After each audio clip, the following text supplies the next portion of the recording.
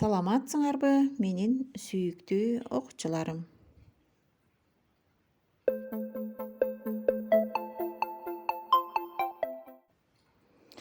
Азыр кыргыз тили сабагы сөздүк жат жазуу, созулма үндүүлөр.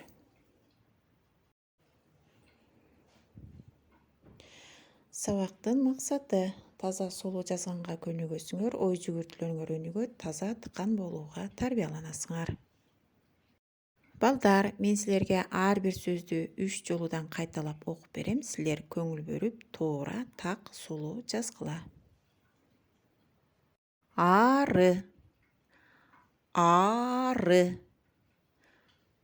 ары, ара, ара, ара, ууру, ууру, ууру, уруу, уруу, уруу, буу, буу, буу, боо, боо, боо,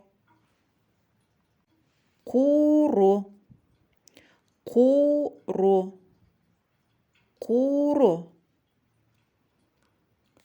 короо, короо, короо, оору, оору, оору, өргүү, өргүү, өргүү,